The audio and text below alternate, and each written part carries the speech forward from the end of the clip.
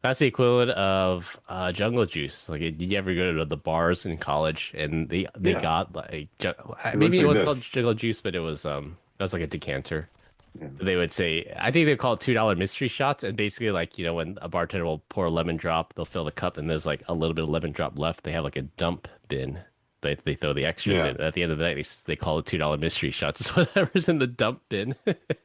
Dude, I'm telling you, this thing's like legit. Yo, kick the beat, it's PEBCAK and we're coming with the facts. Victor from the great white north, you know he never lacks. Brian on the mic, the big beard in the dome is bald and clean. And Glenn is pouring something strong, the liveliest on the scene. Shout to Ben, the dad type mentor, keeping everybody grounded. Chris, the owner, world's best host, the way the whole crew's found. Yeah, the PEBCAK fam's in the house, we're dropping nothing but the heat. The illest podcast that you'll ever hear. Just press rewind and then repeat. It's PEBCAK, PEBCAK. The whole crew got your back, got your back. Hello, my friends. Thank you for joining us for the PEBCAK Podcast, a weekly information security show featuring some all-around good people. It is week 28 of 2026. I'm Chris Louie, and it was only a matter of time, but I finally got hit in the face with a baseball while coaching. With me, we have my co-host, the Odd Dad, who wants to eat some lobster and cat. So you know what they say, FAFO. That's what you get for doing slow pitch softball there, buddy. Yeah, right. Yeah, maybe. I think the moral of the story of that one is you got to stand further back on the pitcher's mound so I get nailed next time. I think the moral of the story is that you should post that video for the LinkedIn thing. Like, instead of using AI, that should just be the post for the week. All right. You getting drilled in the face. All right. Yeah, I see where you're going with that. I'll think about it. Okay. Why wouldn't you do it, Chris? Do it for the views. Do it for the views. Yeah. You know what you should do? Wait.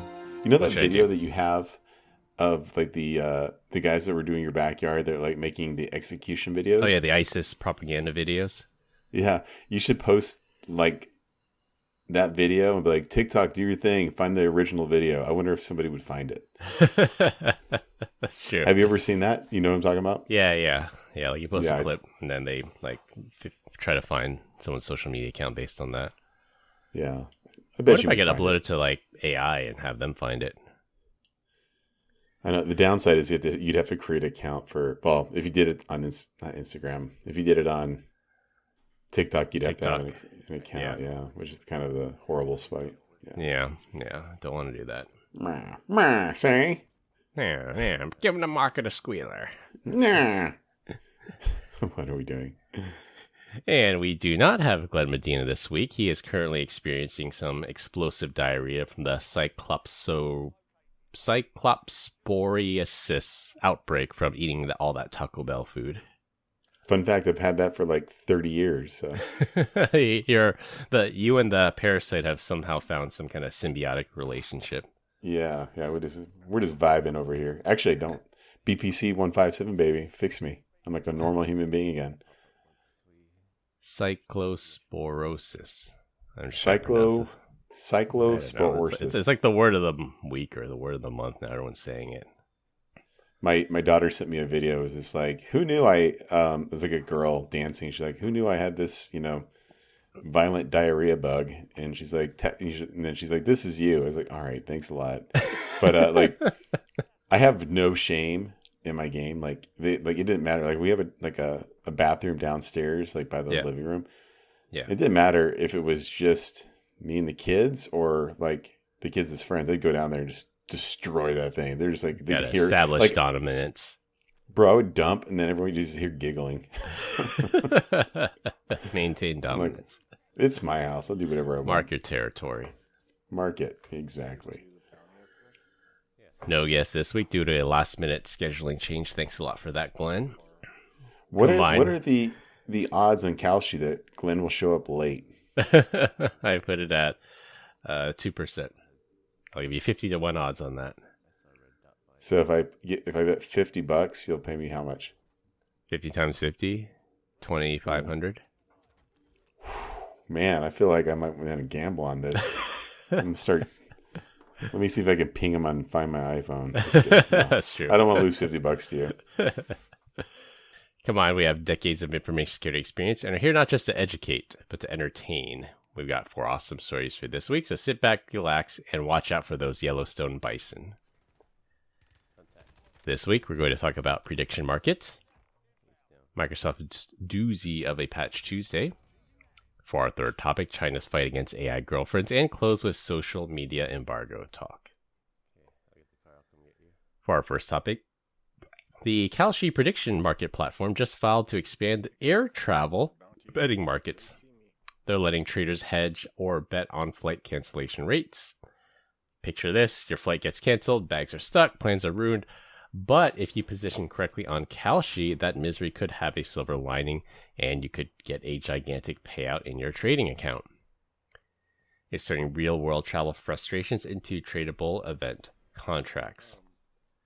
And this is another story. There are actually sort of breaking news on the Kalshi front, is that a person who ran the US president teleprompter was just, I don't know if he was officially charged, but he's being investigated. He's dismissed and put on unpaid leave, but the teleprompter allegedly made over $100,000 on bets that he made on Kalshi of what the president would say during his remarks. So we have a pair of stories here. You can either bet on the number of canceled flights, or you can get some insider information and win on that. But it turns out this guy might have to pay everything back. So don't they say that Kalshi is not a betting platform? It is not a betting platform. It is a prediction market.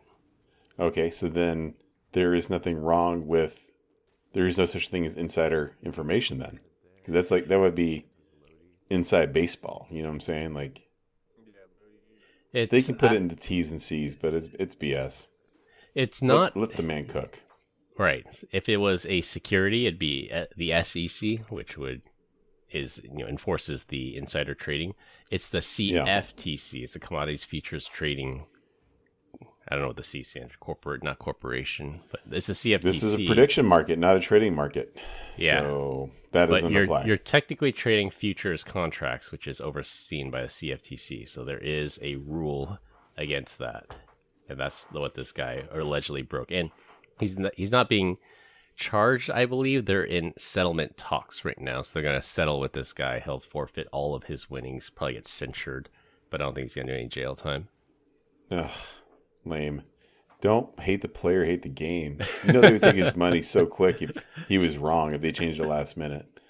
They wouldn't be like, oh, you had inside information, but then it changed. No, they wouldn't do that.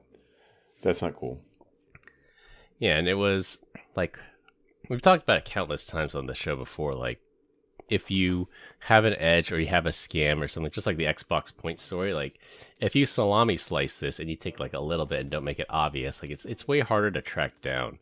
And reading the story for what happened to this teleprompter worker was, like, this guy would bet that the president would say, a certain word, because he's the guy that runs the teleprompter, so he gets advance notice of the script. So he knows for sure the president's going to say this. But the erratic person that our president is right now, sometimes he'll just skip entire parts and just go off the cuff. So if he skipped a part of the speech, the guy would like immediately cancel the contract because he knew it was supposed to be said, and then now he knows it's not going to be said. So it was like, it's pretty obvious what was going on just based on his betting activity. Yeah, I don't know. Maybe he shouldn't have canceled his bets. just take as many dubs as he can. So yeah, and that's why, like, even in Kalshi, like, when you hit like the lifetime winnings, it'll actually break it down. I sent it to the group chat, and like, I'm actually a pretty decent sports bettor. I think my win rate is like 64% on sports, but my prediction on what politicians got to say it's atrocious. I only win like maybe 5% of the time. But if this guy's out there, he like never bets on sports, he never bets on weather, he never bets on airline cancellation. All he does is 100% what the president says. Again, that's like a gigantic red flag. You're over here just looking for the word huge. Huge. It's got to be huge. It's going to be huge. It's going to be the best. Yeah, flight stuff.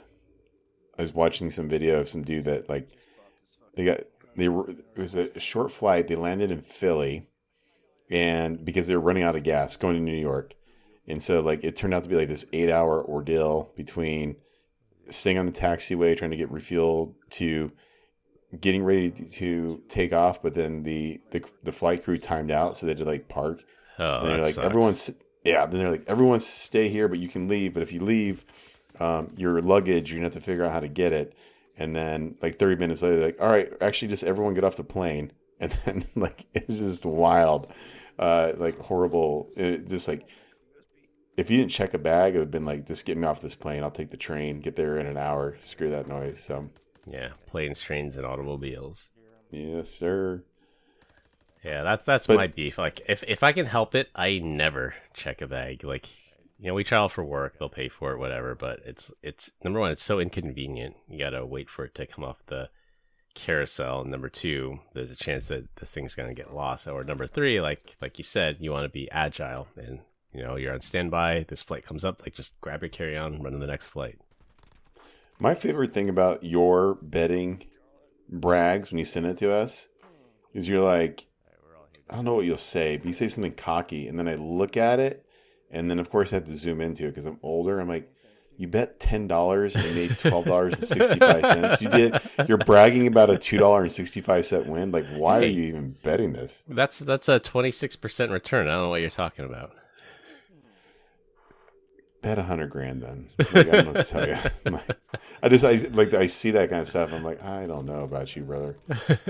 At least I'm not a degenerate gambler, thankfully. You're doing salami slices of your gambling winnings. Like you're trying to get to that billion. Yeah, I know. I guess it's $2.65 at a time. Yeah. What is it for you? It makes it more fun. Like when I bet on the World Series outcome, and I think the playoffs had just started, and I said the Dodgers are going to win it all. And throughout the playoffs, I was more invested in these Dodger games because like I wanted to pay off. But then when it was I think they won like game 6, I was like cheering when they won because I made money off that. So I think it makes it a little bit more fun. I was back east. I won't say what city because I don't want to out this person, but hardcore gambler. Like every sport this person is gambling on, and I'm saying they have like an insane amount of money that they're gambling a year on sports. Yeah. And they're bragging like, hey, I'm usually up. Yeah. And here's the craziest part. It wasn't a dude, it was a woman. Yeah. Like I'm sitting in the office, I'm like, why are you admitting this to everybody? Like, and it could be tennis. They're like, I got money. What's the line? I'm like, and then there's like, are you gonna bet the Super Bowl? I was like, yeah. Like, well, what are you gonna bet? I was like, I don't know, like the coin flip. And they're like, well, you try to parlay something. I'm like, I don't know what you're talking about, lady. Like, this is insane. And then you're putting like 10 G's down on this game. This is crazy. Yeah. Unfortunately, gambling is an addiction. It's not limited to men, and yeah, there are people that will bet, like you said, they'll bet a parlay on preseason WNBA games. I'm like, okay, at that point, you might have a problem if that's what you're betting on. Is that how we make the WNBA watchable? All right, I'm gonna get in trouble for that one. There was like, I don't act like, we got Caitlin Clark now. She's lighting it up. I think the funniest joke I had ever heard about it was like, how do you make people not care about the NRA? It's like, put a W in front of it. Nice. Yeah. Can't say that's true anymore. There's, a lot of different things going on. I think I can name at least 2 WNBA players, and I think they might be on the same team. Yeah, Sophie Cunningham would be the other. Yeah, she's the one that's always sticking up for Caitlin, For right? Caitlin, yeah. She got famous with the pointing meme. But you know what's weird is like last year it felt like anytime I was at the gym, because they have like this big TV, and they would always play Sports Center. Like Caitlin was just like dropping 3 balls everywhere, and like this year I haven't really seen it. Is she not doing as well? Yeah, I would say the same thing as well. Yeah, she's not being highlighted as much this year. I don't know if it's because she's not doing well, or it's just more accepted now as a sport in popularity, and you don't have to highlight such things anymore. Not sure. I don't follow. Oh my gosh, I saw a meme. It said at the UFC fight, apparently Sophie walked around as like a ring girl.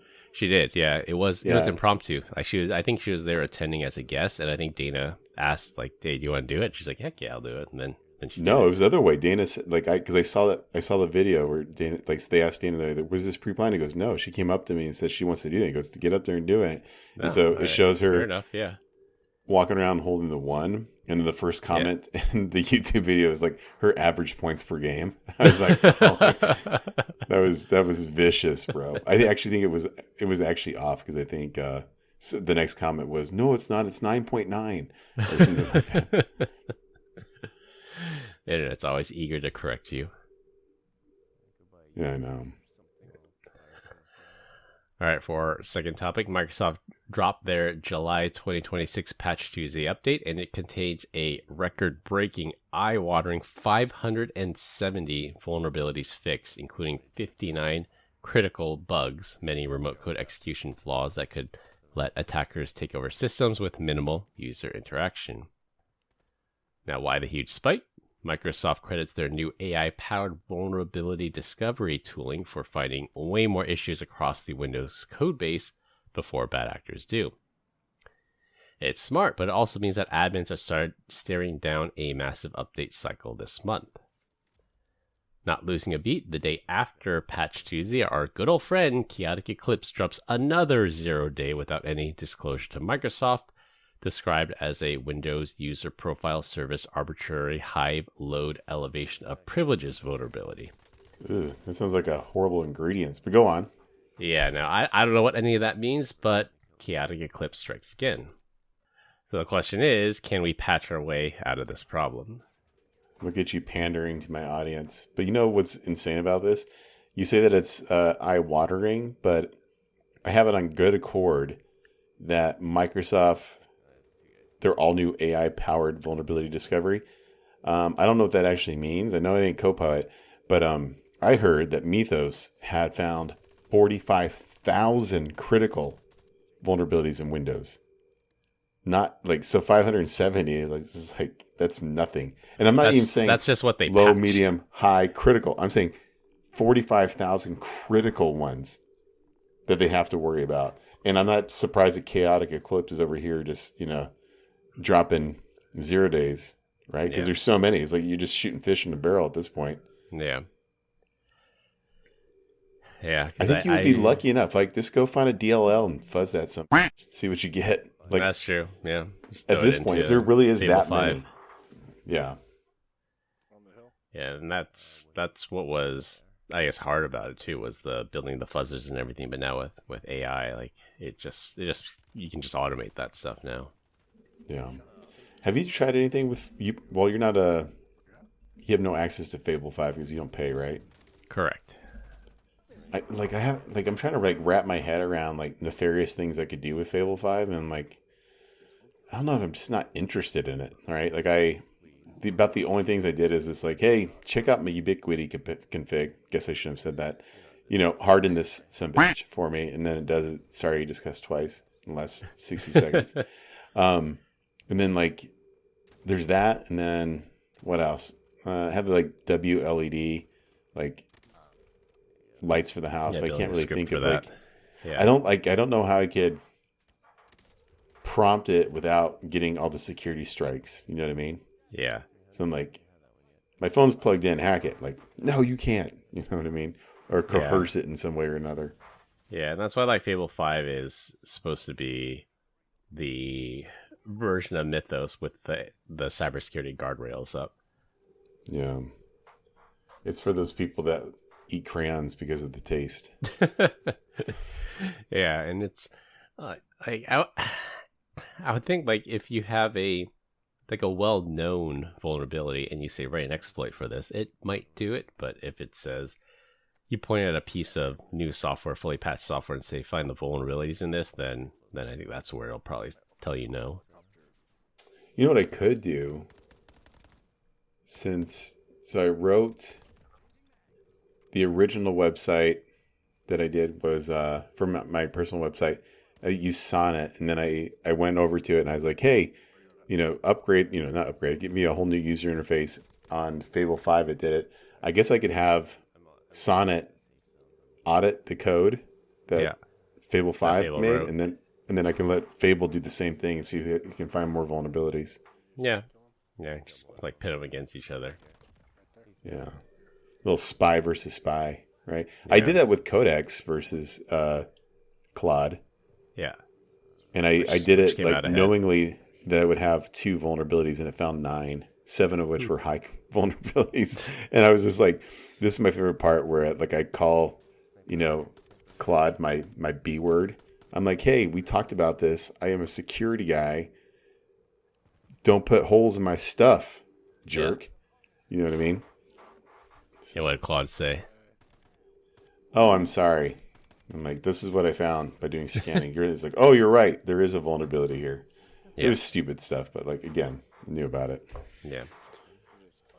Which reminds me, I need to turn on 2FA for my GitHub account. Uh-oh. Time to hack it. I'll get that done tonight. Yeah. Yeah, and that's where I think that, because the Fable tokens are pretty expensive, and I think that's where I think a lot of companies are going to start moving in that direction, that they'll start having low, I guess, easy tasks. They're going to start using either Sonnet, or they're going to use even open models for that, and then all the Fable stuff will only be for the cutting edge, most important things, because the token costs are just getting outrageous now. And I don't know if you use Fable how often you hit your limit, but from what I've been hearing, it gets hit pretty often when you're using Fable. I haven't hit it yet, and I'm probably pandering to our audience, but I was on the phone with a customer, and we're as we do these Mythos assessments, right? And our pitch on here is can you patch your way out of this program or this problem? What was really interesting is they're saying, hey, your competitor, what they're doing, they're attacking it from a different thing. He's like, they basically have a, I don't know what do you call that? The teams to come in there, clean up the mess, mop the floor after you've been breached. Incident response. Yeah, they have like a really big incident response. So they're using the incident response team to basically, whoever they're doing, he's like, they have access to Mythos, but you can't use Mythos to scan like something that's not yours. So they are taking what they've learned from Mythos, and then they are turning around, and then they are pointing like an Opus model at you to find the stuff that you're probably going to get breached on. I'm like, if architecture meant something here, like, think about that, right? Like, our whole thing is like, if you can't reach it, you can't breach it. Yeah, if it's reachable, it's breachable. Yeah, like the entire Zscaler architecture is all fundamentally just like, zero trust by design. And imagine you're like a big firewall company. You're just like, yeah, we're going to show you where you're going to get hacked first. Like, wait, but isn't there a better way of doing this? Like, how about you reduce the attack surface, the blast radius? I'm like, if that speaks miles to it, from my perspective, I could be wrong, but I am drinking the ZS Kool-Aid. It's different approaches to it. Yeah, I get it. Yeah, look at you playing Switzerland. There's different approaches to it. There's different approaches. Like you're playing to your strengths. Like if it's something that you can offer true zero trust model versus patching the vulnerabilities, then there's different approaches to it. That's basically all they're doing. Is we're saying you can't patch your way out, and they're saying we're going to tell you which ones to patch first. I'm like, no. Good luck. Yeah, but whatever. Yeah, I mean, ultimately, it's up to the customer. Like, do we trust the patches? Because the patches themselves introduce problems too. Like, there's usually patch embargoes. There's supply chain risk. There's the risk of it blowing something up. So the business no longer exists. Yeah, everything comes with its inherent risk. I think there's a big CEO. He had said that. Actually, there was 2 comments. One was from a security CISO who's just like, you're going to have, or CEO, the token costs have to come down by 90%.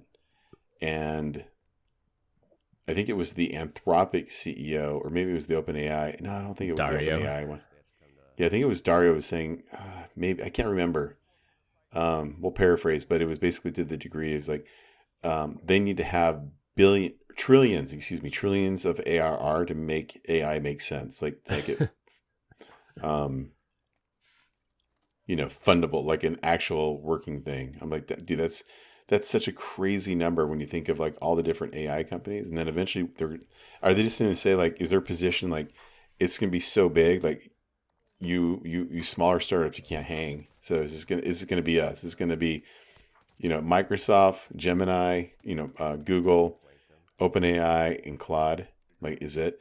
And I like when you look at market share and stuff like that, it's incredible to me the number of people that use ChatGPT, but like Anthropic was like, people are poor. We're just going to attack the enterprise, make our money over there. I was like, right. Pretty smart. Yeah. Anthropic dominates the enterprise space. ChatGPT dominates in the consumer space, and Grok and Gemini fall somewhere in the middle. And there's no right answer. Like, I mean, obviously, Anthropic is waiting on an ARR front because you can sell Anthropic tokens, or you can sell $500 a seat. And a lot of companies will just pay it. They buy annual subscriptions. They pay on time. Versus consumer, it's like the old argument: would you rather get $1 million from 50 different companies, or would you rather get $50 million from one company? And again, there's no right answer to that question. It depends, but they picked their sides, and time will tell who made the right decision on that one.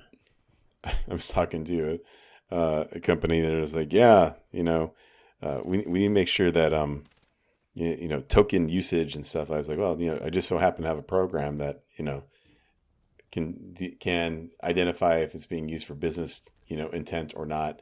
I think, but the second you either run out of tokens or you start blocking people, they're just going to hit Control T and go to Grok or ChatGPT. Right. Or to the one that you don't actually know about. Like, it's only a matter of time. Yeah, Shadow AI. You gotta have good footprint. Shadow AI, baby. Yep. And on the topic of AI, for our third topic, not so much a cyber story directly, but more of an AI dystopia story. China is cracking down on virtual girlfriend and boyfriend AI bots. China's got a huge demographic problem on their hands, a population crunch, declining birth rates thanks to their one-child policy, an aging society, and the whole shebang. I read that as she-bang. She bangs. She bangs. Beijing's response, cracking down on AI chatbots that people are starting to fall in love with. Turns out people there are getting so hooked on virtual romances with these digital companions that it's cutting into real-life dating and baby making. I wish I was that dumb. Life would be so much easier. Can you imagine? Just sitting there chatting with your phone. AI girlfriend. Yeah. It's all fat. Eating Oreos. Go on. The government sees it as a threat to the national goal of boosting the birth rate, so they're slapping restrictions on these apps, limiting the flirty features and pushing people back towards actual human connections. AI is supposed to solve problems, but here it's creating a whole new one. People wanting to spend more time with their AI companion than people in real life. From a security angle, though, this highlights how addictive these systems can get when they're tuned for emotional engagement and the data they hoover up on users' personal lives. It would be a privacy nightmare if that ends up falling into the wrong hands, especially in a place with heavy surveillance. Wink, wink. Yeah. All I got to say is that the moment you can have like a Megan Fox robot in your house that, cooks and cleans and all that stuff, like, it is game over for it. Might be, or whatever they're into. It might be over. Like, not for me and you, because we're good men. Like, we would never fall victim to that. But if you had, like, some robot that just met your every weaker need, men, of course. Yeah, the weaker, inferior men, right? That they don't like a challenge. They don't want to have to beg for anything. It's a late night episode, boys and girls. Yeah, if you can't tell.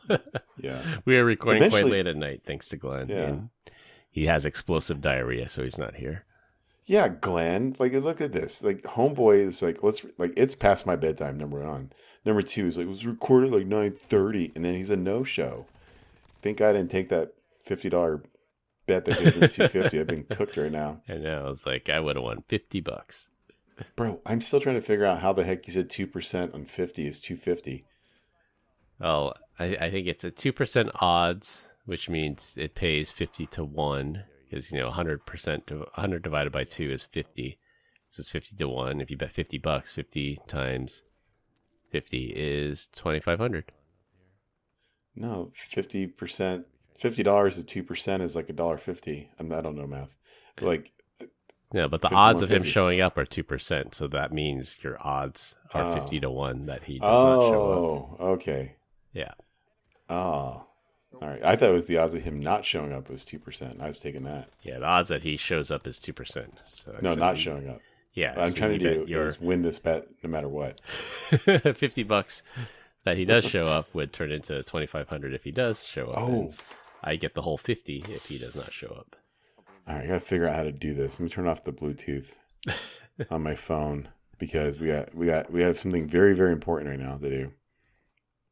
Ladies and gentlemen, wait, are we supposed to talk about? Yeah. Anyways, sex robots will be a thing, and it's going to get really, really weird out there for everyone involved. So, all right, Yeah. we're gonna try to conference in Victor De Luca. Yeah. Let's do Let's it. see if supposedly he's at the bar doing things. I wonder if you'll be able to hear him.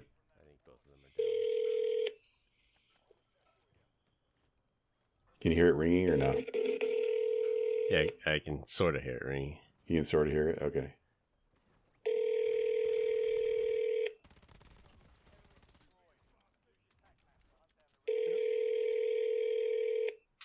What do you want to believe? It'll probably be like rave music, right? Personne ne peut être rejointe pour le moment. Oh my goodness. Veuillez laisser un message. Voicemail. It's French. Okay. You. We tried to call you, Vic, to say happy birthday. So Yeah. Happy birthday, Victor. If you made it this far into the episode, happy birthday, Victor. I guarantee you. I'm like, what are you doing? Dancing with like a room full of dudes. Everybody dance now. Yeah. Eh. Every time, eh. ladies and gentlemen, like, I'm not casting any aspersions here about Victor at all, but anytime he sends us a video of him at a club, is this a bunch of dudes that look exactly like him? This is the fun. I'm like, where are the girls at, man? Good question, Victor. Where are the girls at? Yeah. Nothing's wrong with that. I'm saying he's got a girlfriend, but where he's at, it is like, it must be like, yeah, some Got a sort lot of of weird dude friends. cost segregation study over there. Sure. Yeah, interesting. This happens. I'm surprised China's doing this. I also expected it to somewhat be in Japan and, not casting any aspersions toward their country, but they are very technologically advanced country. They also are facing a demographic time bomb that's going to hit them pretty hard. And you would think that this might be an issue for them as well. Well, China also did like saying AI can't replace jobs over there as well, right? Yeah. I think it had something to do with like the self-driving stuff. I don't know. I mean, it's the problem with China is the state media controls everything, and like something as simple as, do you think AI is good for the world or bad for the world? That's a simple polling question. If you ask that polling question in the US, it's about 30% say it's a good thing, 70% will say it's a bad thing. You ask the same thing in China, 80% say AI is a good thing, 20% will say it's a bad thing. Now, why the big disparity there? You could, the pessimist might say it's state-run media that says, well, we have to win the AI race. Like, under no circumstances can we let another country win the AI race. It's going to be so amazing. It's not going to displace your job. You're going to get, this robot girlfriend that'll cook and clean for you. And that's why we have to win the AI race. And then here in the US, like where everybody has an opinion on something, they say, oh, well, the data center is going to suck up all the water. So then we're going to ban data centers, or AI is going to steal our job. They're taking our jobs. And so we're just going to ban advancement in AI because we're afraid of job loss. And, I think it speaks to the society, but also the media that you're exposed to. Hey, I think there's a subreddit back in the day. It was called Mark My Words. Mark my words right now. Who do you think, what do you think the first guy that not only is going to have a robot girlfriend, but he's actually going to propose and try to marry that thing? What country they're from? Is that the question? Is that the bet? Yeah, just demographic. I don't know. Somehow I think it's going to be China. I think it's gonna no. be China. I think that guy is going to look exactly like Victor, if not him. He's got like the girlfriend pillow and everything. Yeah. He's like, I want the wife experience now. All right. So yeah, we'll mark both our words and we'll see who was right. We'll mark it. I'm hoping that I'm right. Yeah. Yeah, the demographic problem in China and Japan is actually a pretty interesting one because I've seen, and we're getting a little bit off topic here, but in particular in China, I've seen both sides of it for both male and female because due to the one child policy, they got rid of it. I don't remember, maybe 15, 20 years ago. But for a long time, because of the population boom, 1.5 billion people, they're like, well, no society can sustain that level of population growth. So they said every couple, you can have one child, we'll pay for everything. We'll pay for healthcare, we'll pay for education, we'll pay for this, we'll pay for that. If you choose to have a second child, then we pay for nothing.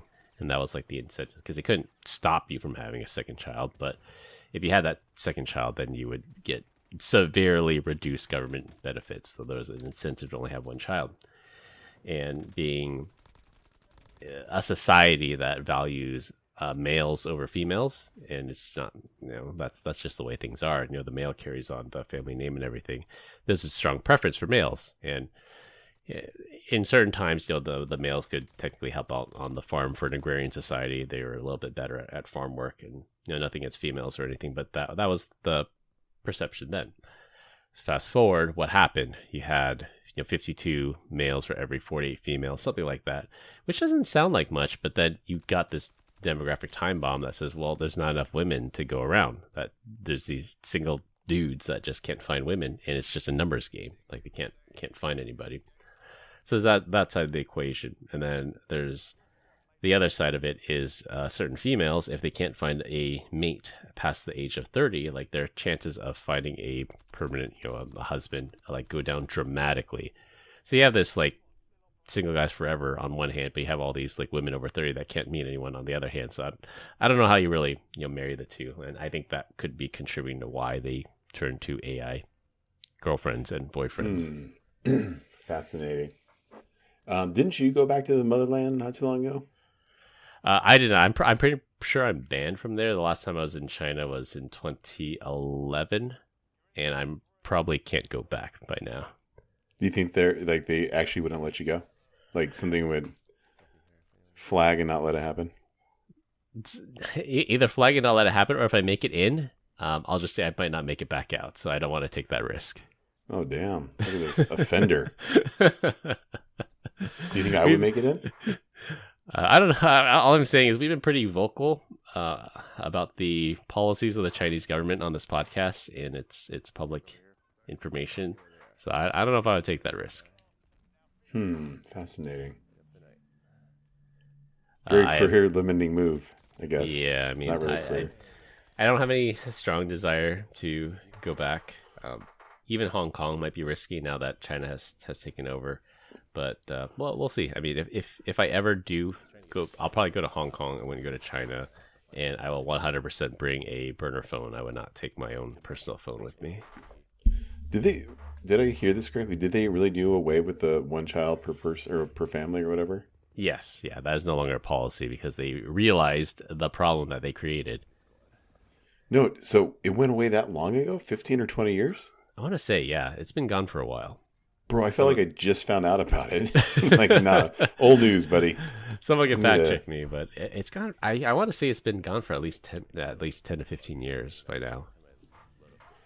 And the other unfortunate highlight of why that was a bad idea was in, I want to say it was maybe 10 years ago. There was a massive earthquake in China.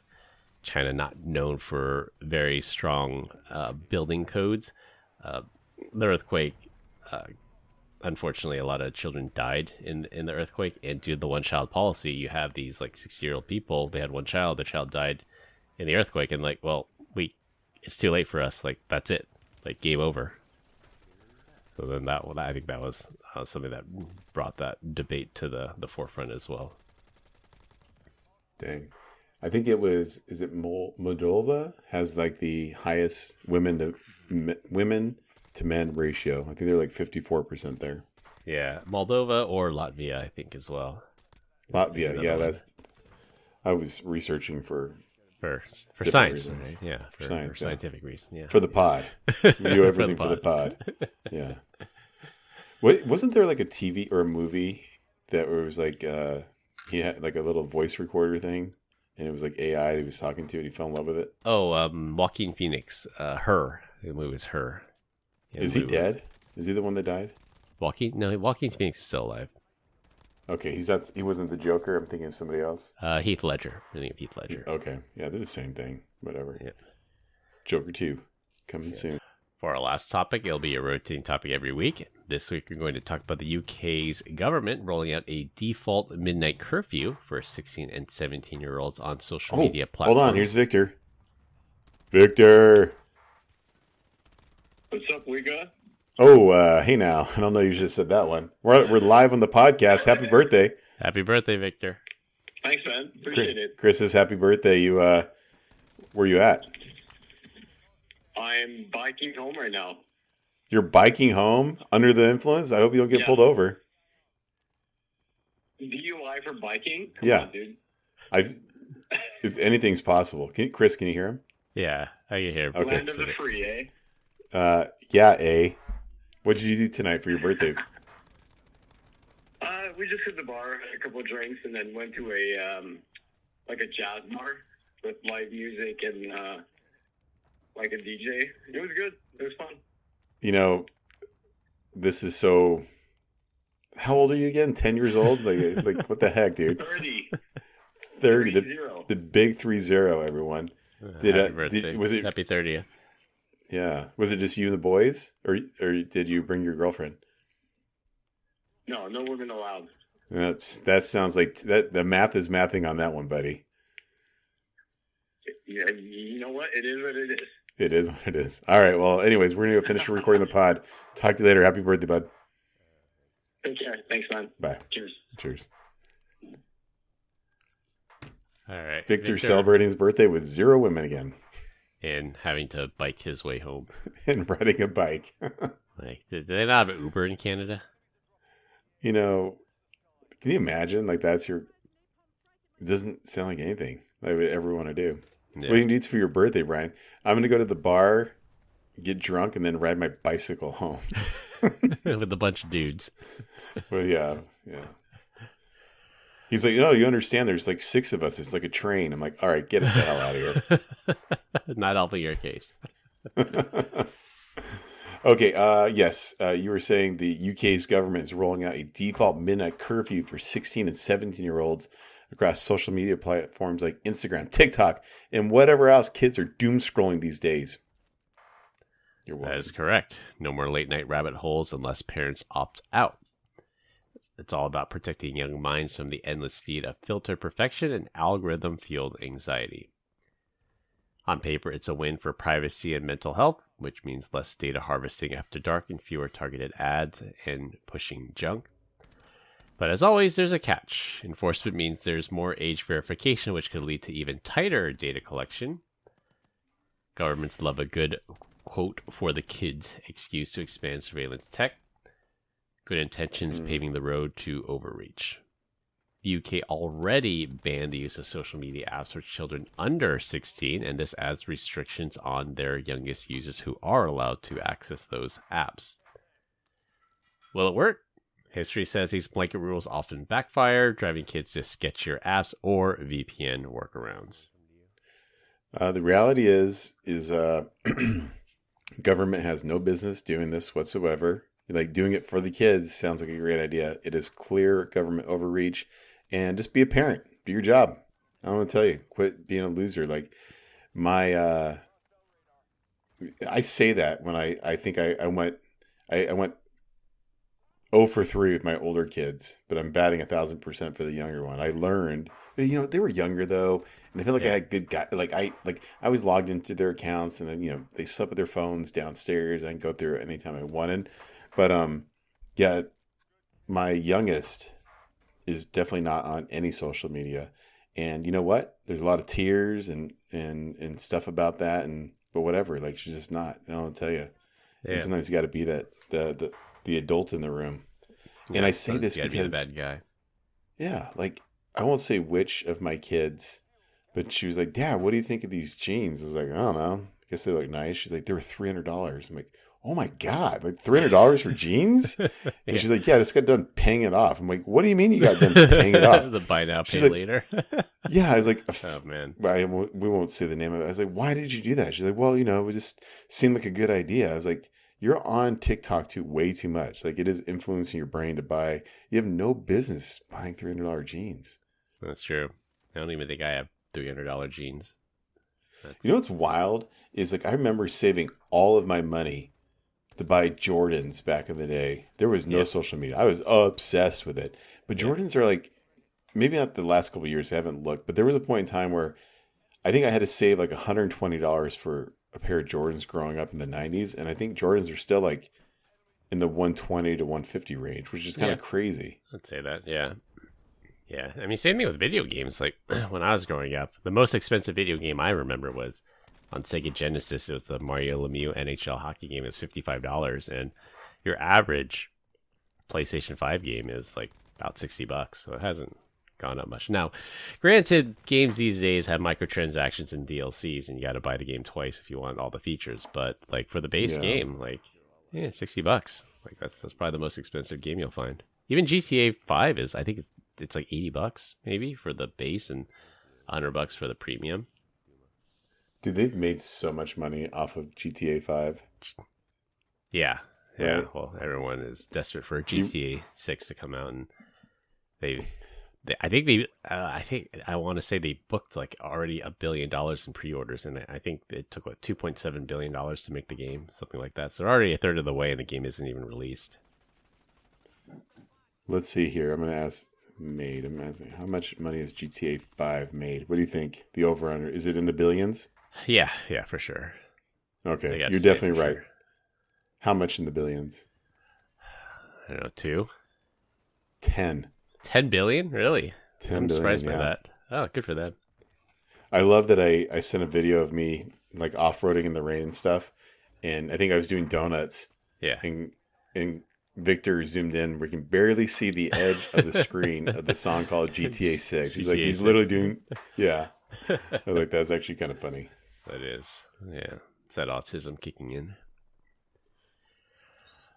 But yeah, I mean, like, I agree. Government overreach, and at least for Apple, like, you have screen time, so you can set it to say you're not allowed to use these apps from these hours. So it's the government stepping in.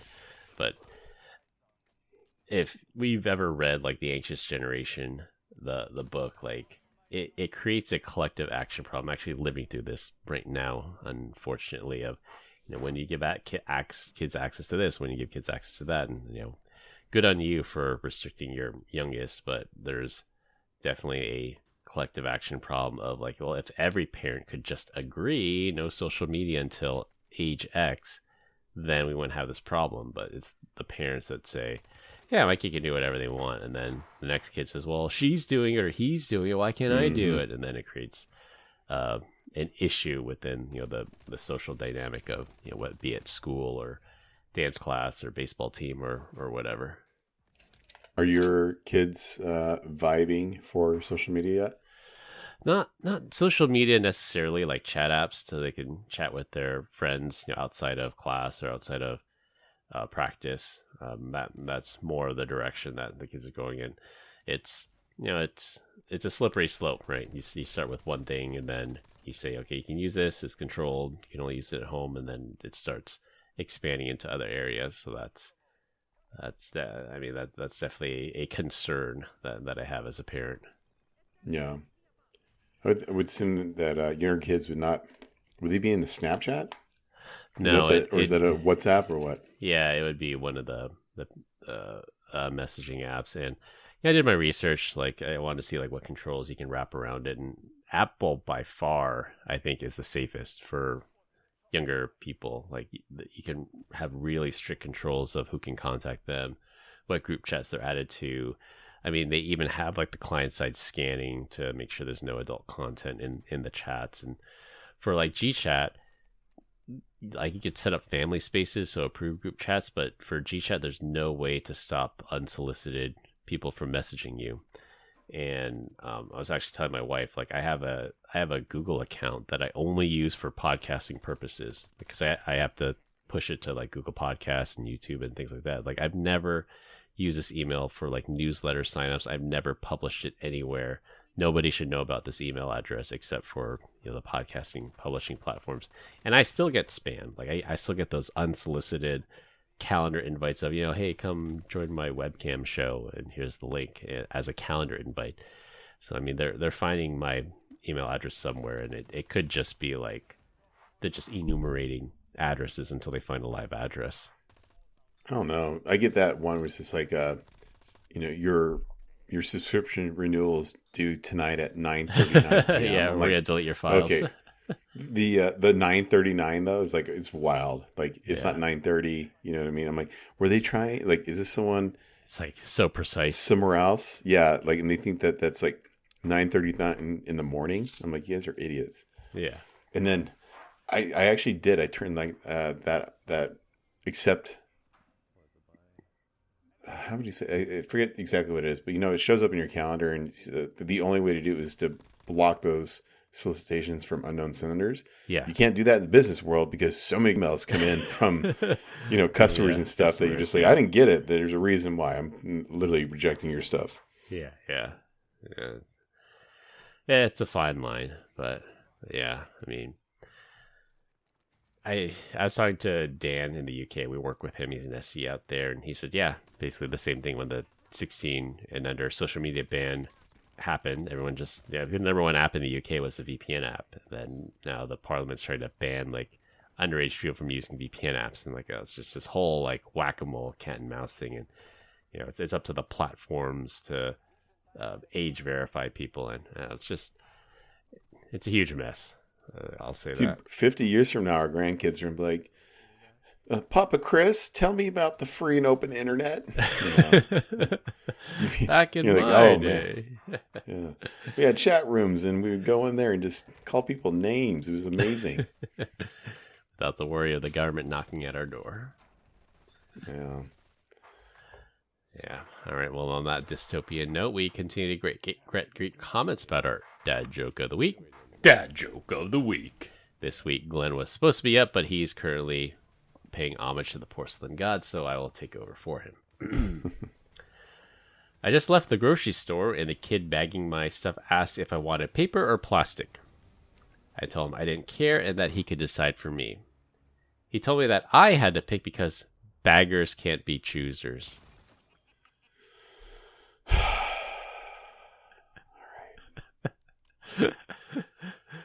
I don't even get a wah. Nope. Glenn's not here to bail you out, buddy. Wah. All right, to wrap things up, do not manipulate prediction markets. Microsoft had a record patch Tuesday due to AI. China doesn't want you marrying your AI girlfriend or boyfriend, and social media is bad for your mental health. That's all we have for this week. Hope you enjoyed this week's episode. Find us on LinkedIn. Links will be in the description. Follow us on Instagram at PEBCAK Podcast.